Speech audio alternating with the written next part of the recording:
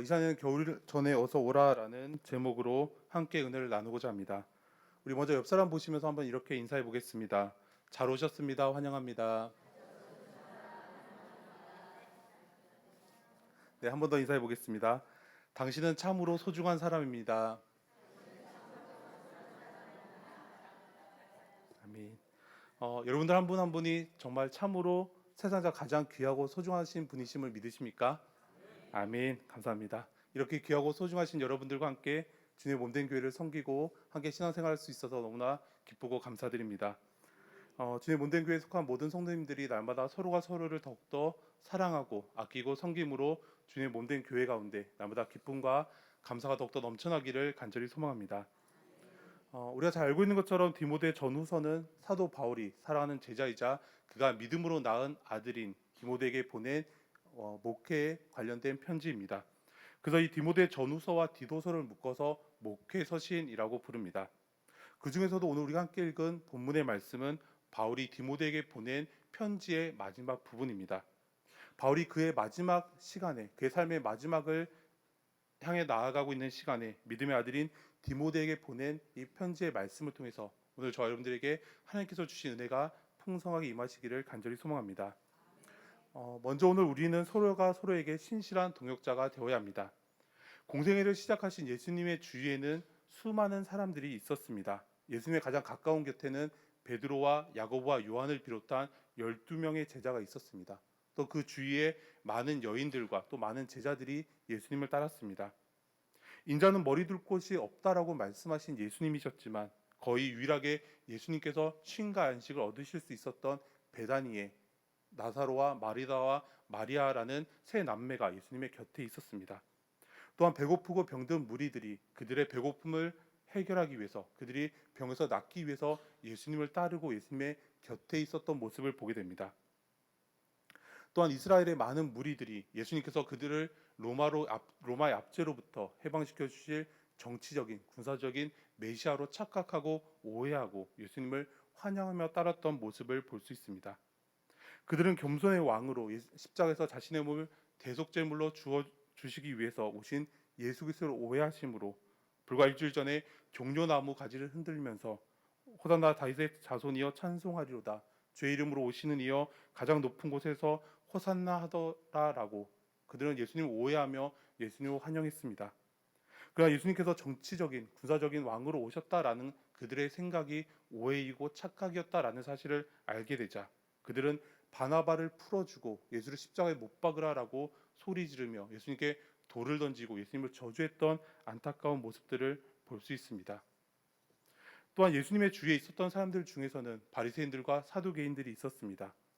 이들이 예수님을 따랐던 이유는 육체적인 또는 정치적인 영적인 그들이 바람이나 소망이 있어서가 아니었습니다. 그들이 예수님을 따랐던 이유는 단 하나였습니다. 바로 예수님을 걸려 넘어지게 하기 위해서였습니다.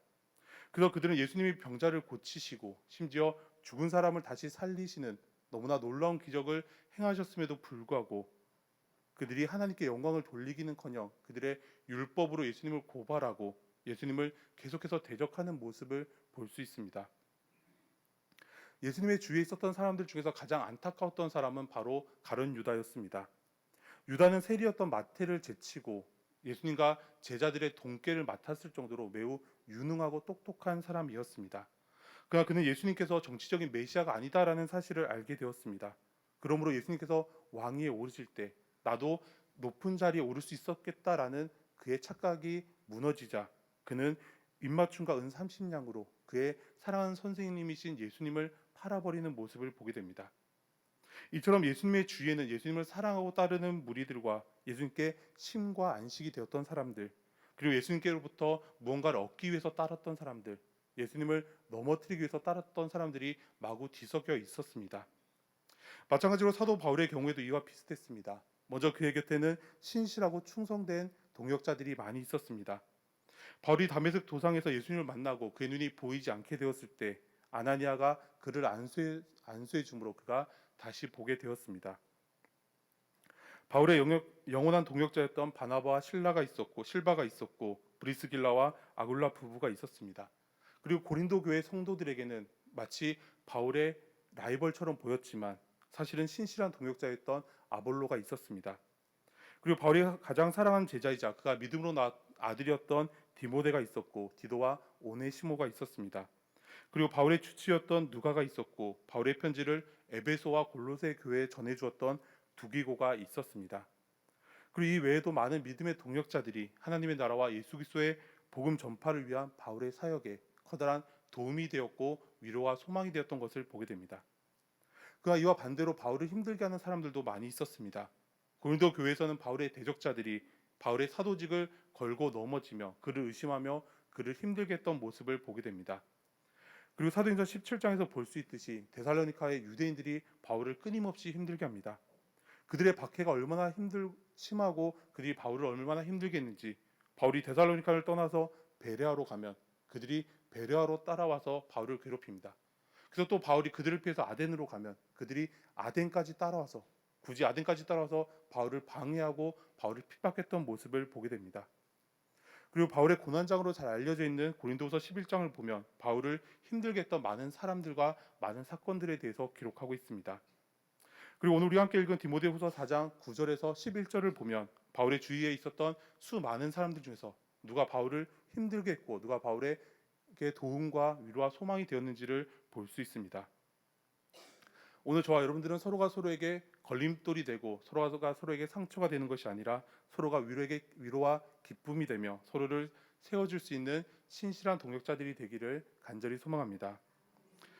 두 번째로 우리는 우리에게 주어진 때를 놓치지 말아야 합니다. 바울은 기독교 역사상 가장 위대한 복음 전파자이며 기독교의 중요한 이론들을 세운 사람이었습니다.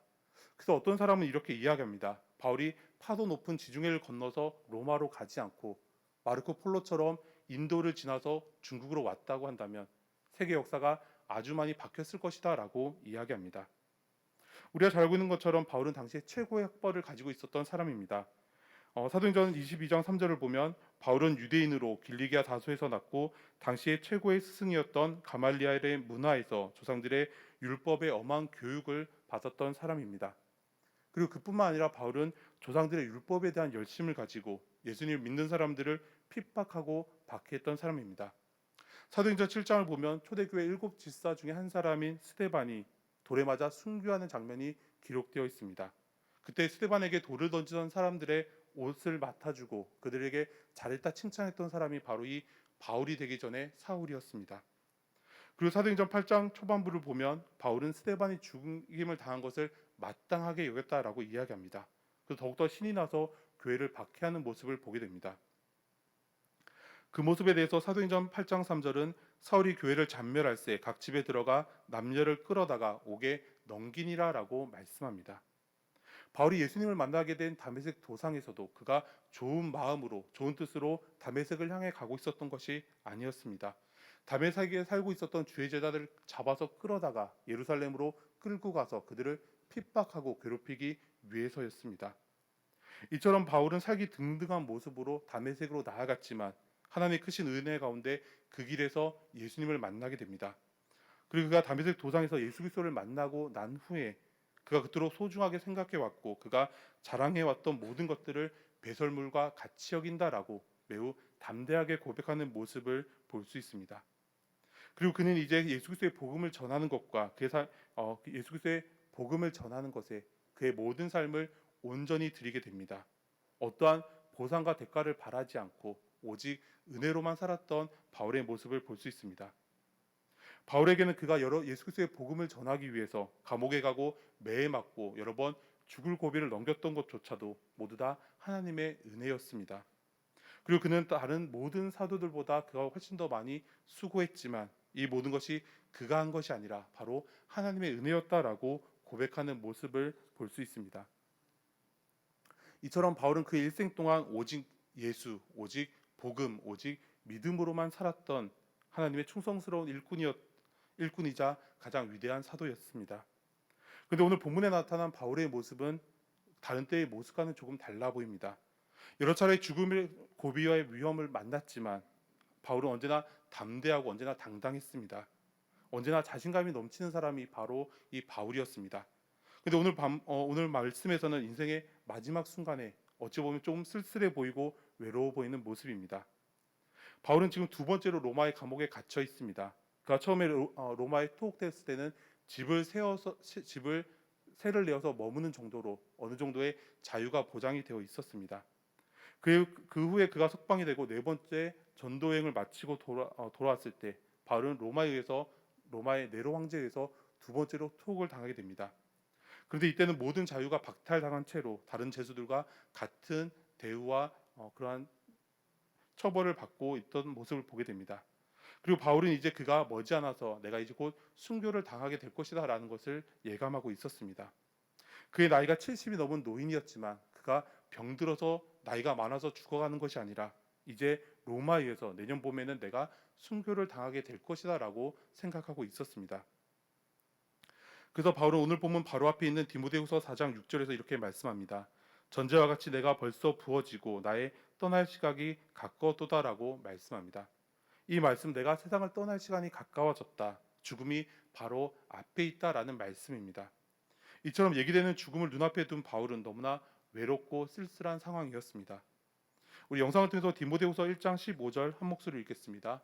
디모데후서 1장 15절입니다. 시작.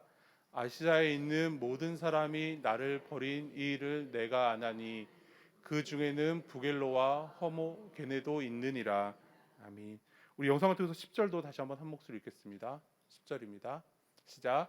대만은 이 세상을 사랑하여 나를 버리고 데살로니카로 갔고 그레세게는 갈라디아로 디도는 달마디아로 갔고 그 12절을 보면 두기고는 에베소로 보내었노라라고 말씀합니다. 그래서 11절에 누가만 나와 함께 있느니라라고 말씀하는 바울의 모습을 볼 수 있습니다. 그래서 바울은 9절에서 너는 어서 속히 내게로 오라라고 말씀하며 21절에서 너는 겨울이 되기 전에 어서 내게로 오라라고 서둘러서 그에게 올 것을 당부하고 있습니다. 바울이 겨울 전에 어서 오라라고 이야기했던 것에는 이유가 있었습니다. 지중해에는 겨울이 되면 커다란 바람이 불고 풍랑이 자주 일어서 그 당시 배가 항해를 하기 쉽지가 않았습니다. 당시는 항해술이 발달하지 않았기 때문에 가을에 배를 타지 않으면 겨울이 지나서 적어도 4, 5개월 후에야 로마에 이를 수가 있었기 때문입니다. 그리고 그동안 바울에게 어떠한 일이 일어날지는 아무도 몰랐습니다. 그래서 바울은 겨울 전에 어서 오라라고 디모데에게 편지하고 있습니다. 초대교회 한 전승에 의하면 디모데는 겨울이 되기 전에 어서 오라라는 바울의 편지를 받았습니다. 하지만 그가 사역하고 있었던 에베소 교회 여러 가지 사역들 때문에 바로 출발하지 못합니다. 이제 모든 일을 마치고 항구로 갔지만 로마로 가는 마지막 배는 이미 떠나고 말았다라고 이야기합니다. 그래서 이듬해 이른 봄에 가장 먼저 출발한 배를 타고 디모데가 로마로 향했지만 그의 사랑하는 선생님이자 그의 영적 아버지인 바울은 이미 로마에 의해서 순교를 당하게 되었습니다. 그래서 디모데는 바울의 무덤 앞에서 땅을 치면서 슬피 울었다라고 이야기합니다. 이 이야기에서 우리는 모든 것에는 때가 있다라는 사실을 알게 됩니다. 디모데가 조금만 서둘러서 항구로 가서 로마로 가는 배를 탔다라고 한다면 그는 그의 사랑하는 선생님이자 영적 아버지인 바울의 마지막 시간에 바울에게 큰 위로와 기쁨이 되었을 것입니다. 그러나 디모데는 때를 놓치는 모습을 볼 수 있습니다. 오늘 저와 여러분들은 우리에게 주어진 때를 놓치지 않기를 소망합니다. 지금도 우리 주위에는 우리의 관심이, 우리의 도움이, 우리의 사랑이 필요한 이웃들이 많이 있습니다. 오늘 지금 내가 피곤하니까 내일 도와야지. 나중에 여유가 더 생기면 그때 도와야지. 나중에 시간이 되면 그때 도와야지가 아니라 바로 오늘, 바로 지금이 우리에게 주어진 때라는 사실을 기억해야 합니다. 그럼 우리는 따스한 사랑과 말로 우리의 이웃들을 안아주고 그들을 위로해주고 그들에게 예수 그리스도의 복음을 증거하는 축복의 통로, 사랑의 통로가 되어야 한다라고 말씀하고 있습니다. 세 번째로 우리는 날마다 믿음이 자라고 성장하는 예수 그리스도의 충성된 일꾼들이 되어야 합니다. 오늘 본문을 보면 너무나 대조적인 두 사람이 등장하고 있습니다. 바로 데마와 마가입니다. 우리 영상을 통해서 10절과 11절 다시 한번 한 목소리로 읽겠습니다. 10절과 11절입니다. 시작. 데마는 이 세상을 사랑하여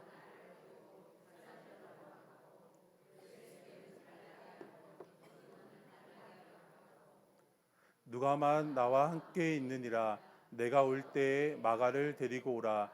그가 나의 일에 유익하니라. 아멘. 바울을 버리고 떠난 데마와의 모습과 바울의 일에 유익한 마가의 서로 다른 모습이 등장하고 있습니다.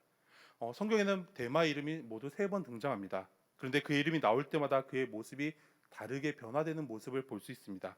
먼저 바울의 동역자로 등장합니다. 우리 영상을 통해서 빌레몬서 1장 24절 한 목소리 읽겠습니다. 빌레몬서 1장 24절입니다. 시작.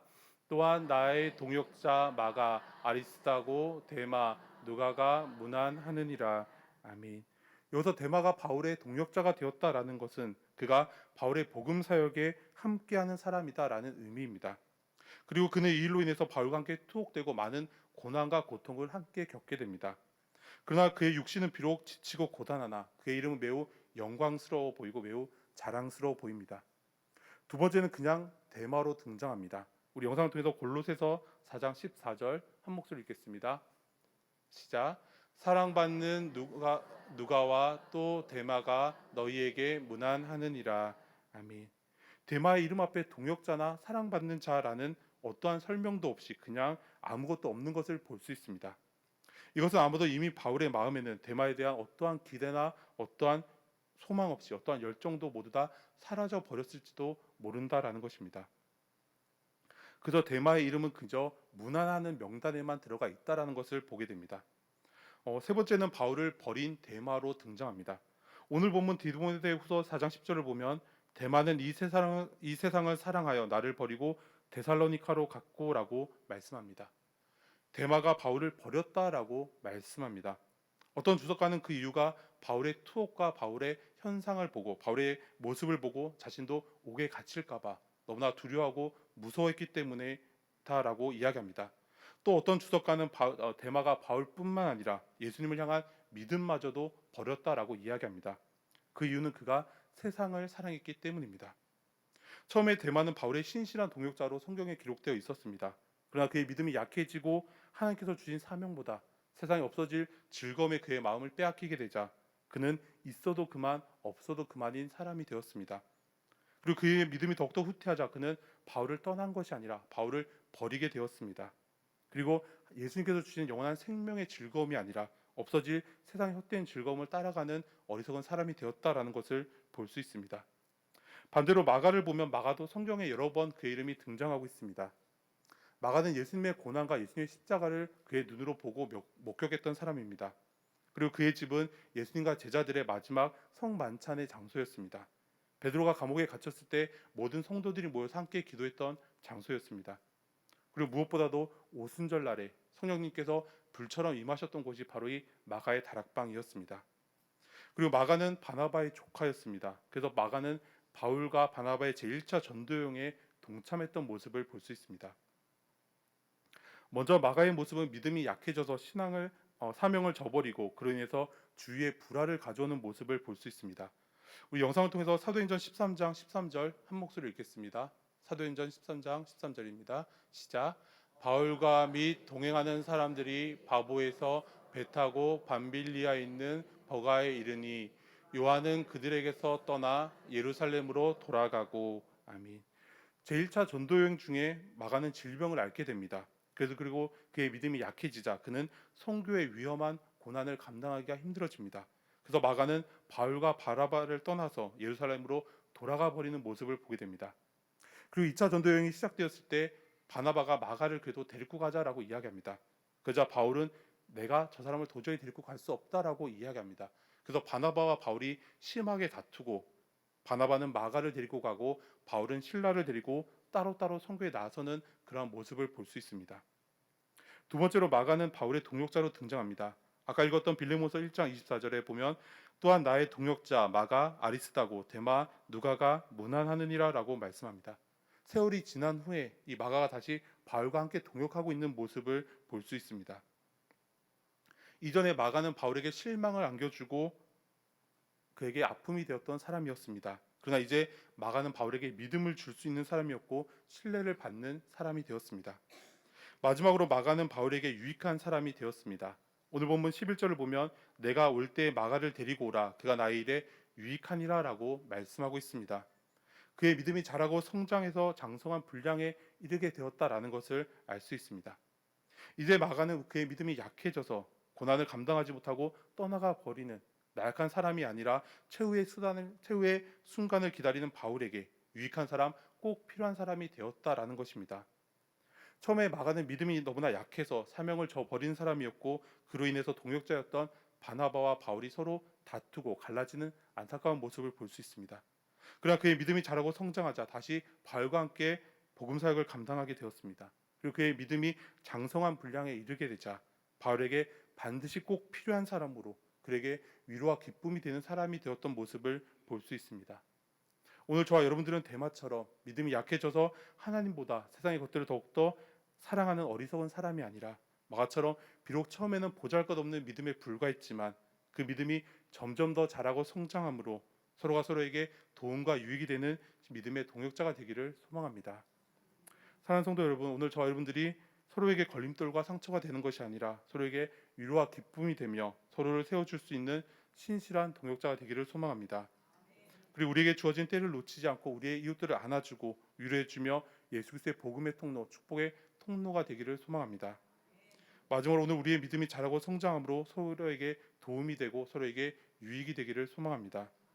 오늘 우리가 이러한 삶을 살아갈 때 모든 슬픈 자를 위로하며 믿음이 약한 자를 온전히 일으켜 세워주고 서로가 서로에게 기쁨과 용기가 되어서 주님의 몸된 교회를 더욱더 든든히 세워져 가고 오직 주님의 기쁨과 자랑이 될 수 있는 저 여러분들이 되시기를 간절히 소망합니다. 우리 함께 기도드리겠습니다.